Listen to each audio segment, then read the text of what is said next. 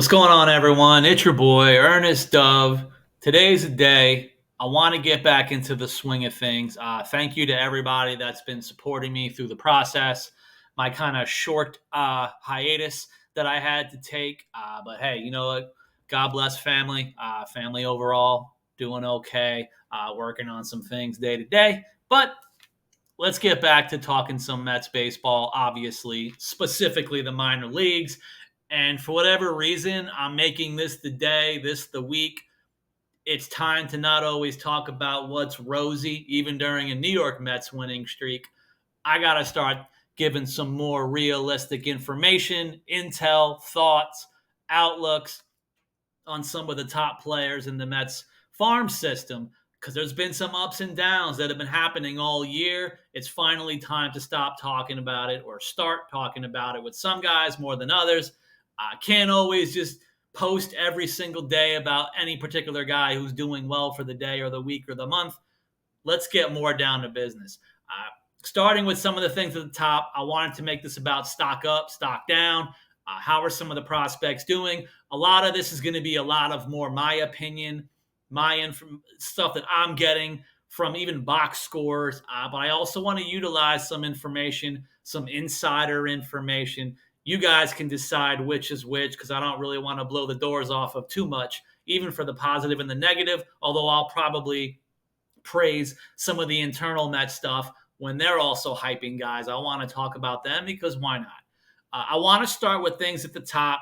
You got to bring up Ryan Clifford, the big red dog. Obviously, even the Mets organization, even a lot of fans, they've been mentioning it for years that Brooklyn is a nightmare for anyone to hit in, especially if you have power. And Ryan Clifford got himself out of Brooklyn, went through the adjustment process, not doing well at the beginning of Double A, but then all of a sudden, here we are, go across the entire month of June at this point. Clifford is now hitting, at least coming into the day on 617. He's hitting 282 in June with a 482 on base percentage because, again, he's still doing a lot of walking. And I get it. People are worried. What is he, Adam Dunn and Joey Gallo? But he's hitting 282 in June, so it's not just the three options of the home run, walk, and home run. I mean, he is also hitting. He's got the doubles. Even overall in June, only 39 at-bats in June. He has 6 home runs and 4 doubles in those 39 at-bats. So the power is finally showing in Binghamton, which obviously you want to see. And again, even looking back, way back in the day, Pete Alonso hit 5 home runs in 30 games at Brooklyn. And that's one of the perennial power bats out of college. And Brooklyn at the time, as an affiliate, was more of a rookie league. So you could also argue he was facing lesser competition than Ryan Clifford was this year in the new kind of version of Brooklyn. So again, the stock is going up now on Ryan Clifford. I don't know how excited we should get. Should he be replacing Pete Alonso? That's a pretty scary thing to talk about, especially since 2025 is only 1 year away. And we are talking about a guy who's now getting a cup of coffee in Double A. So I don't really know how realistic Clifford's going to be showing up next year, how high of a level he'll even reach, if it even is AAA, let alone getting to the majors. So we may have to slow our roll on that, but the stock is up on Ryan Clifford. He might be becoming what we hoped he would be.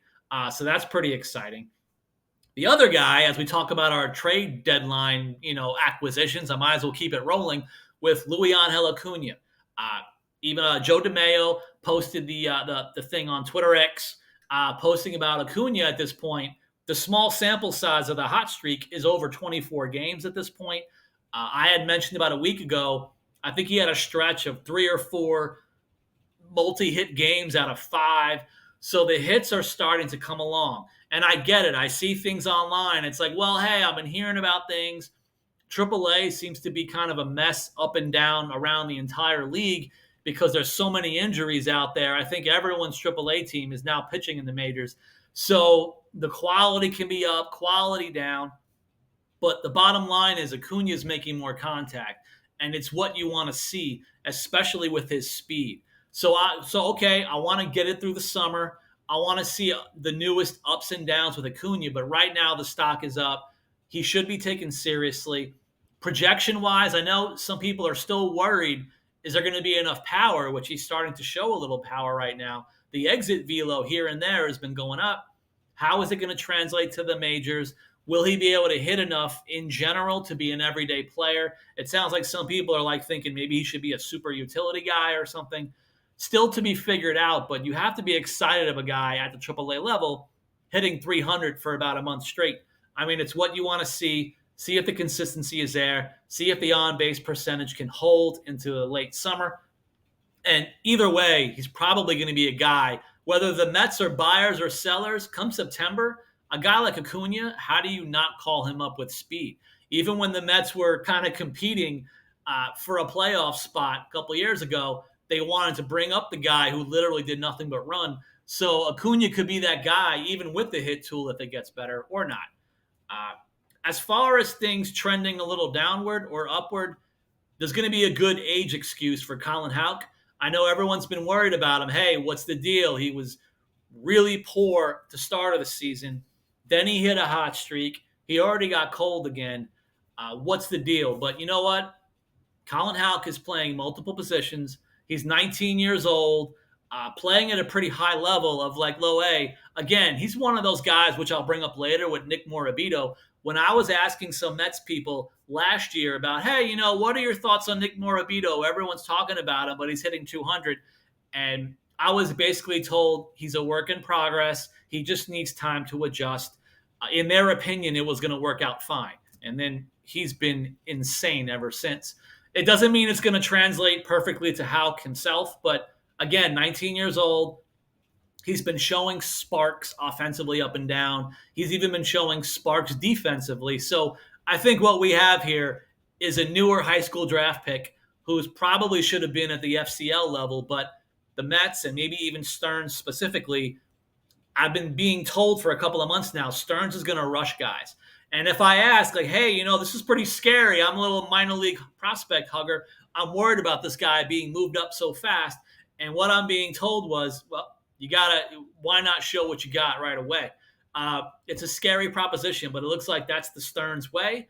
When he sees guys at a certain level, certain tools, he's not going to just have them just linger at a level for days and weeks and months at a time so they can dominate the level. I've heard about that stuff before, but it looks like Stearns is not necessarily about let's dominate the level with like slash lines.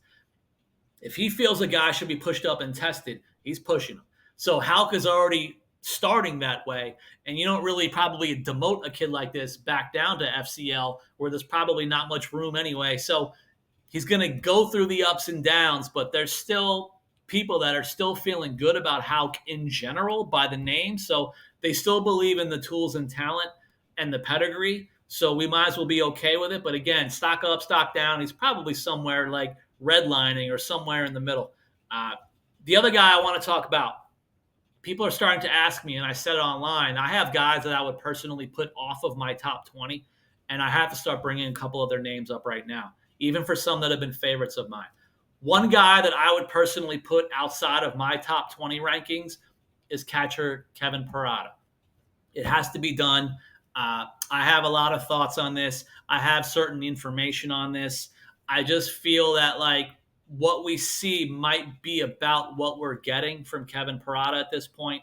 I know the concerns about the arm and the pop time and everything going on as the catcher in general, but even pure offensively, if you wanted to make him a full-time DH, first baseman, left fielder, I've now seen the box scores, and I've also heard, around the organization, there are concerns about Kevin Parada, what the projection could be at this point. So for me personally, stock has to be down, and I would literally leave him off of my top 20 if I just created it and listed it today. So obviously, please prove me wrong. I've been wrong many times over the years anyway when I go glass half full on guys. I'm actually doing the opposite today. It's how I feel. It's from some of the information. It's what I'm going to go with going forward. Another guy I have to feel this way with as well is one of my favorites for like multiple years is Alex Ramirez. I got very excited in spring. He got off to a hot start. And it doesn't seem like it's working out super well for Alex Ramirez. It's just one of those things. All the tools in the world, all the talent in the world, it doesn't always translate to the higher levels that you go. And even as seasons get long and boring, you have to bring your A game every single day. At this point, again, Alex Ramirez, the numbers are low. My new projections are low. If I were to rank the Mets system right now, again, I would have to have Alex Ramirez off the top 20. It's the information that I got. It's what I'm seeing. The motivation I saw was there. I saw some of the mechanical changes he was making. So again, please prove me wrong. Maybe some of the adjustments that were made in camp are starting to falter, and maybe he'll get back to it. And I know he's only 21 years old. Especially with what I see Stearns doing, pushing guys up levels, I now have to also think back on other information I've heard in previous years. They want to see progress even by the week and month. It's not always about looking good, having a slash line for like a period of time. Even prior regimes and prior front offices, my understanding with the scouting departments and the player development departments, they want to see progress continuously. And at this point, we're just not seeing it. So unless he can turn it around, he's only 21, but again, he's an IFA kid. So there's 21, but then there's 16-year-old professional. So when you have a guy who's like 4+ years in the minor league system, you've been playing professional baseball for a lot longer than other guys. There has to be the ongoing progression. So for now, I have to go ahead and put Alex Ramirez off my top 20. One of my favorites, but again, right now the stock is starting to drop, is one of my player friends that I've interviewed, Mike Vasil. Vasil, it seems like something has been off since the beginning of the year because he ended really well last year. He took that no-hitter into the ninth in AAA last year. This season, something has been off all year. And I have to respectfully look at the numbers. I'm even talking to people that like, hey, things are starting to come together. I even saw him come in as like a piggyback starter recently in the last week. Let's see if some adjustments are starting to be made at this point. But I'm worried because even in the last 10 games, walks are up, Ks are down. And for a guy like Mike Vasil, regardless of the ebb and flow of a baseball season, he's the kind of guy with the type of stuff where the K rate should always be high. And right now, while it's low, that's going to be a concern because when it's low and there's a few extra walks coming in, he's got an opponent batting average of 284, which honestly, with his type of stuff, I'd like to see that definitely, maybe even 184 or even like 215, 220. I think he's the kind of guy you would think the opponent batting average is going to be in the low 200s. And right now it's at 284. So again, adjustments, the dink and dunks of the baseball falling all different types of ways in the games. But you know what? The bottom line is the numbers. Right now, we have to see if he can make the adjustments more consistently going forward at the year. But right now, things are trending down. Another guy, again, there's ups and downs. I want to talk about Blade Tidwell. The stuff can still look good overall. Again, he's had a couple of 2 or 3 kind of poor, struggling outings in a row. But for the month of June, the opponent batting average is 218. So the opponent batting average is still low. The outings have been up and down. Sometimes it's probably about command. So with Blade Tidwell, it's more about the consistency with the command and working on all of his pitches, the right way, player development wise. So there's an up and down with Blade Tidwell. But again, with the low opponent batting average, if he keeps the K rate up, things like that can adjust over time throughout the year. So it's okay. I don't have to throw Blade Tidwell off my top 20. He's definitely inside the top 20 still. But again, there's things that have to be worked on because now I can't always name so many prospects year after year, and then they're like disappeared. I never talk about them anymore. So I have to be honest and open at this point. Going back in the opposite direction, going up, I want to talk about a guy who probably obvious coming from me, but I want to say how his stock is going up while having poor numbers. And that's my guy, Jeremy Rodriguez. Because again, there's more than the numbers. He's hitting 9 for 40 in June, which is only a 225 batting average.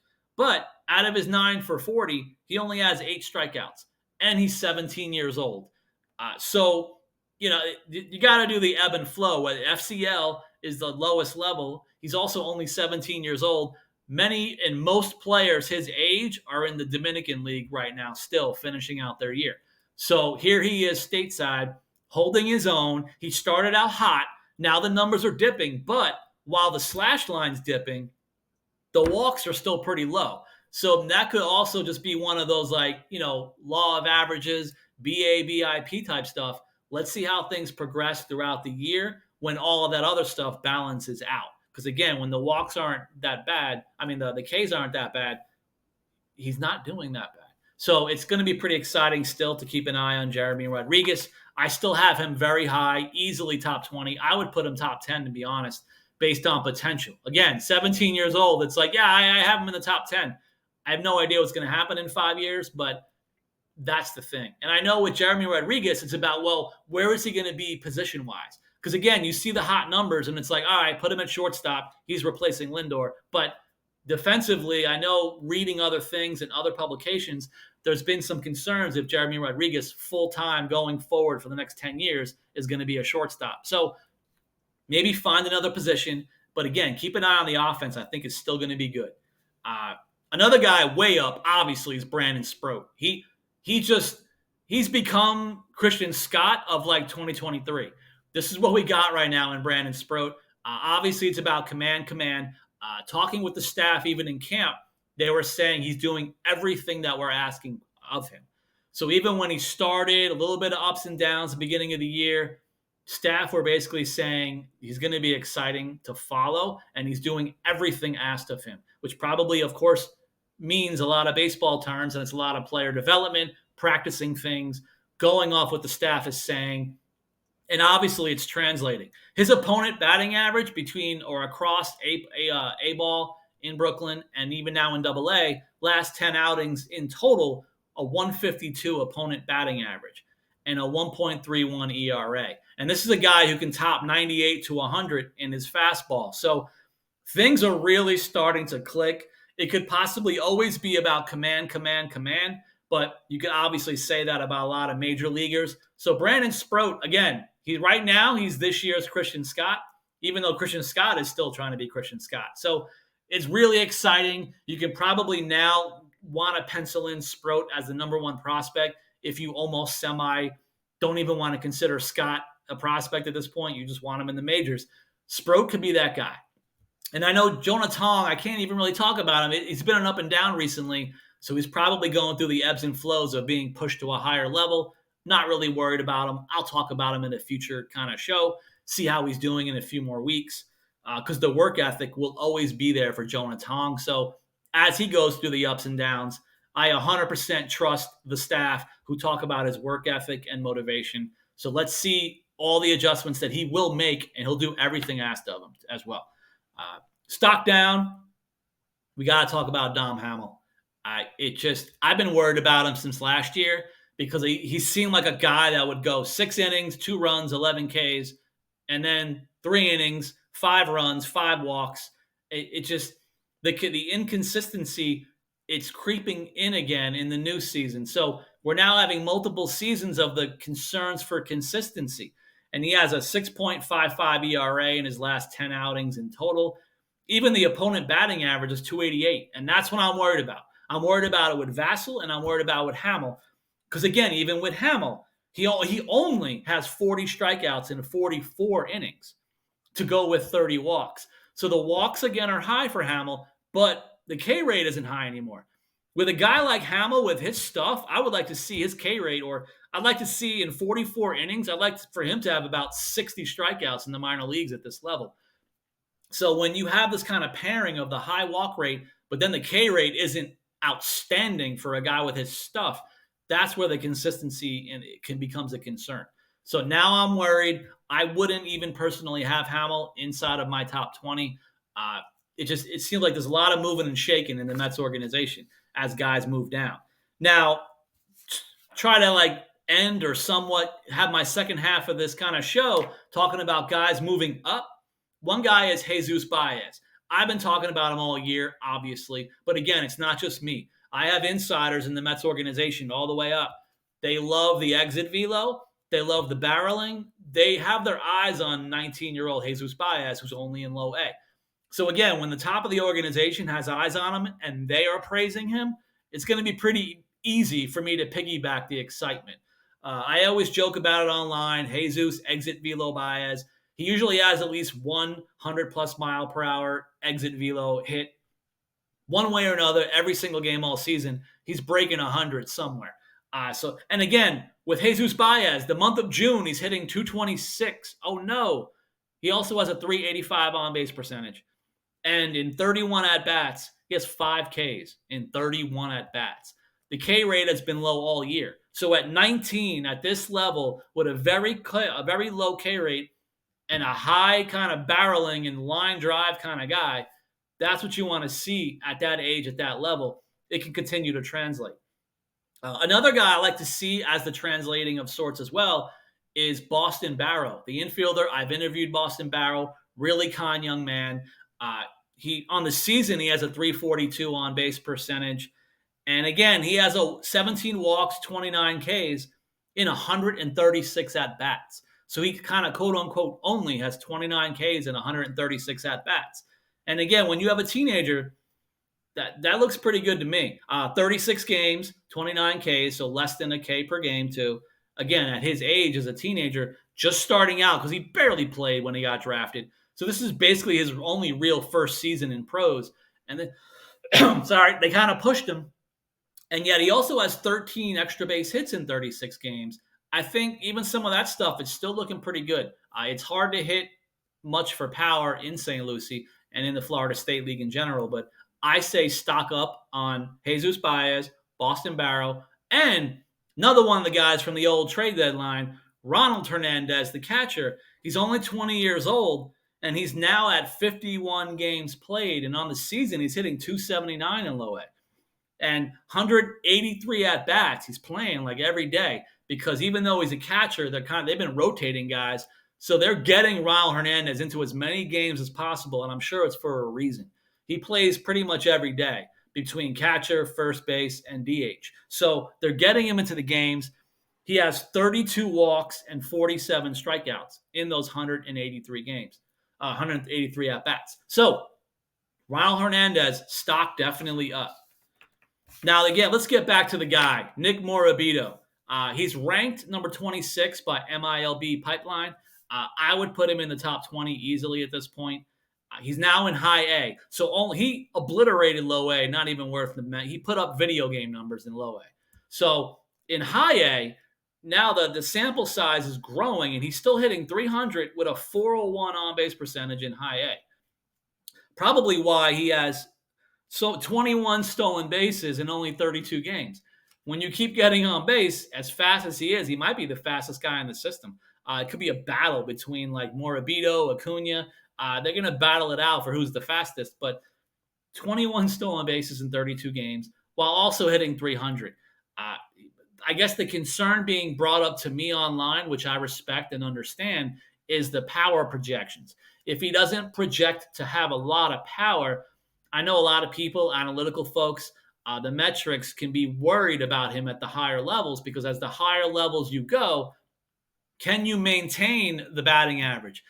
The walks can maybe be maintained, but can you have enough of a hit tool going up the levels if you're not always barreling and hitting a lot of doubles and home runs? So that's going to be the big thing to keep an eye on with Nick Morabito, who, again, stock is up.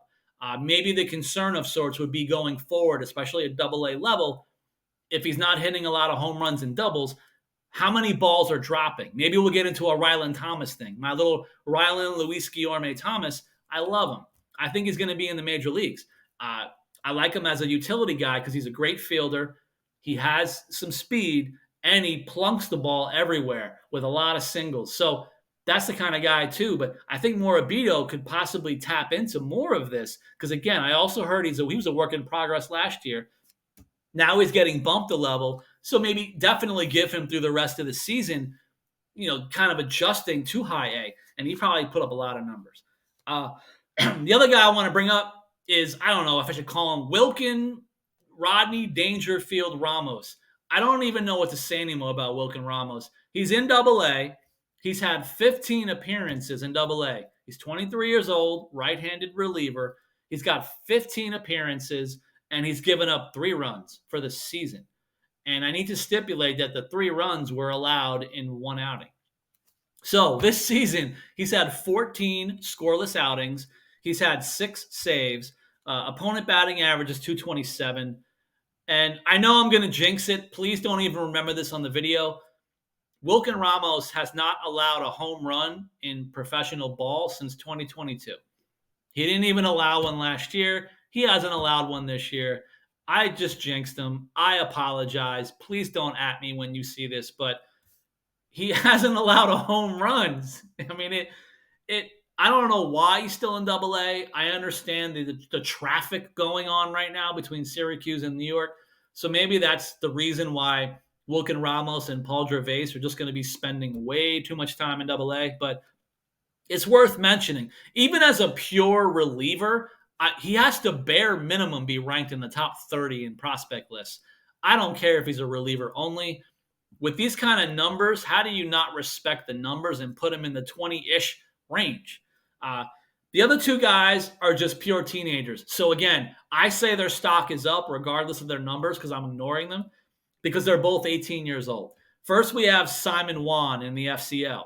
I was excited about him even from last year when I was hearing good things through the summer. When he finished well stateside, that was his first time stateside. It was a rough transition for many reasons for the IFA kids. So he finished very strong.